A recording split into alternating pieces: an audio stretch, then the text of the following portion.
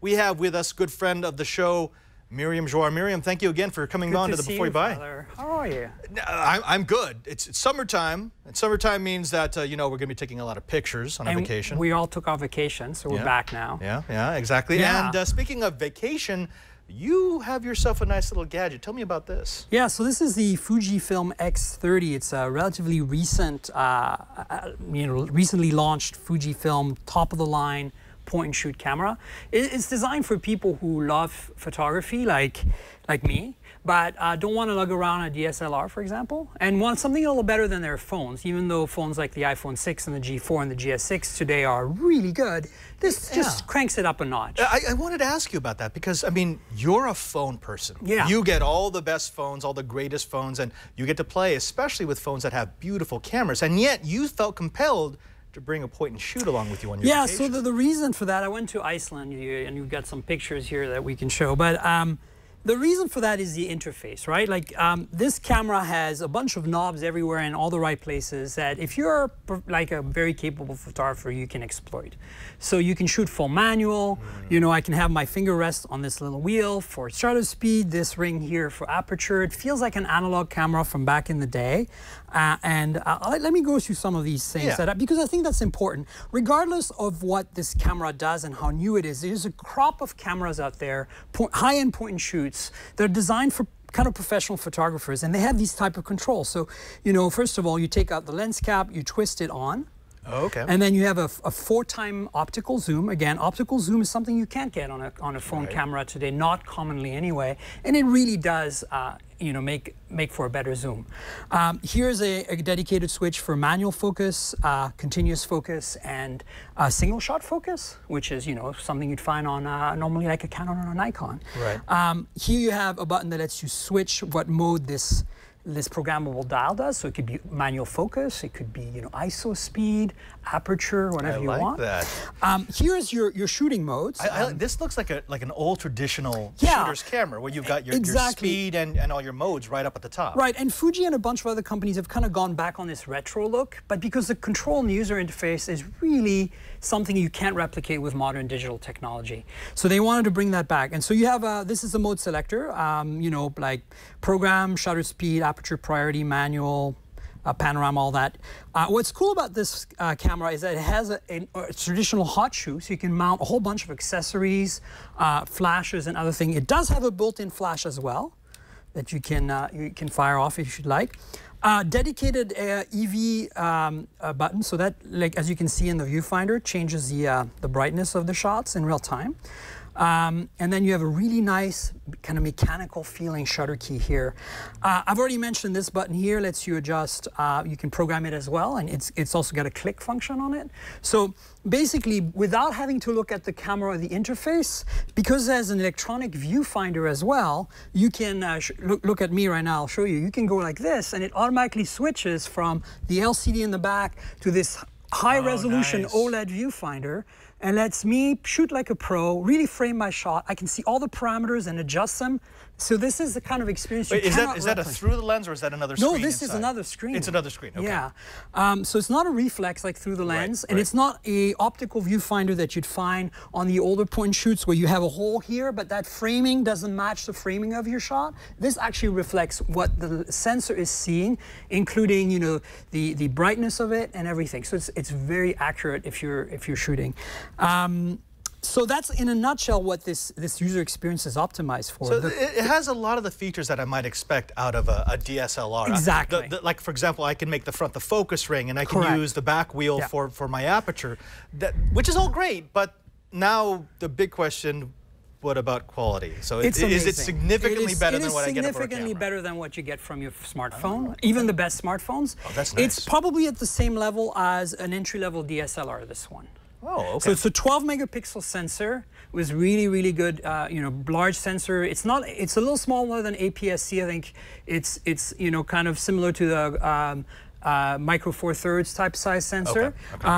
And it's got like optical image stabilization. I think it's a 5-axis system. I like that. It's really high-end. Nice you can see the bokeh here. So f/2.0 is the lens.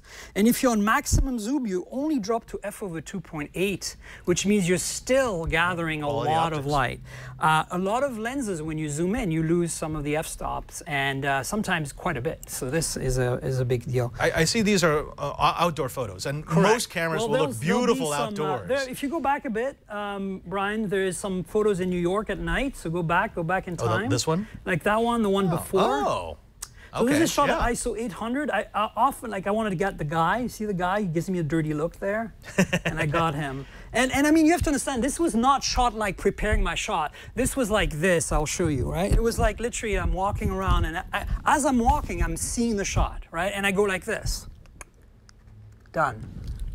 That you can't do with a camera phone. Yeah, that's the way. And that is why it's so powerful. Actually, he looks kind of like Brian. That's like a cranky hippo face there. Is it? So you shot that ISO 800. I don't see a whole lot of grain. That's a clean sensor. Actually, this camera can do ISO 1600 without any significant visible noise, in my opinion. So that's it's a level. It's a whole different level of performance.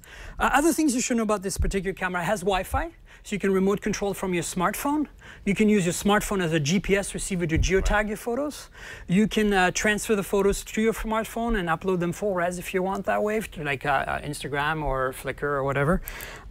It has micro USB, and it charges over micro USB, which is great. It has HDMI as well. A microphone input, so you can actually put a lav on this and do video recording. Of course it does. It does raw. Okay, and all the different modes. So it's going to do panorama. It's going to do time lapse. It doesn't do HDR in the camera. It does the bracketing, so it'll take 3 shots in a row. You set the settings you want, and then you have to export to Photoshop to do that, or to Lightroom or whatever. It has a very, very large battery that can be charged through the micro USB. One of the drawbacks of this camera, but I think it's because more and more cameras nowadays have charging over USB, which is a new thing for cameras, is that it doesn't come with a dedicated power charger, one that you plug in the wall and slide the battery in. So you can buy that as an accessory, but out of the box it only comes with a micro USB charger. So you should charge it in the phone. But it charges from like my MacBook, no problem. And the battery life on this thing was insane. I never got to less than half. And that was charging every 2 or 3 days on my trip, and I was taking a ton of pictures. What's the price on something like this? This is a $500 camera, street price, like I think $488 on Amazon. It lists for $599. You're not going to find it. Thankfully, it's less than $500 most places, but it's pretty new, so it still commands a bit of a premium. As I said, another thing I just want to show quickly, this is obviously the viewfinder here, the LCDs are articulated, so you can, do shots like this, or like you at a concert, you can do shots like this. So it's nice to have the electronic viewfinder, but having a regular LCD is still a really nice thing to have, right?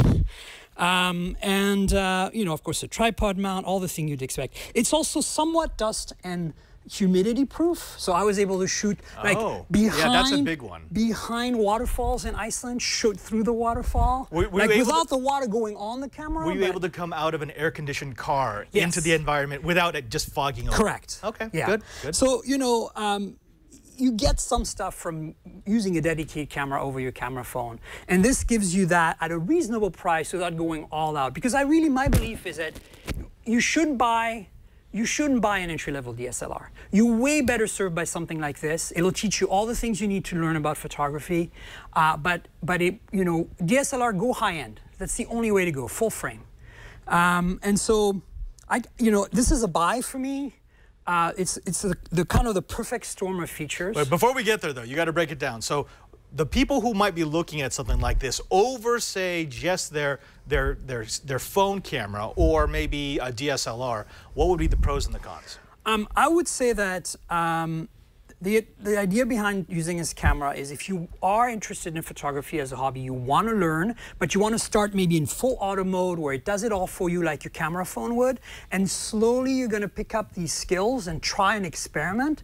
This has everything. And then if you are a pro and you want to carry something that's not the size of your Nikon or Canon and still get those low light shots that are, candid, you can get those with this camera. If you go forward a little bit in the photo stream, Brian, there's some pictures of me in a cave with a bunch of people, and you'll see the incredible low light performance. This is just lit by the headlights, okay? And I think I set it to ISO 1600 for That's this. something I would expect only be able to get with There's the no DSLR. way you can do this. Yeah. You wouldn't get that on a phone. Right?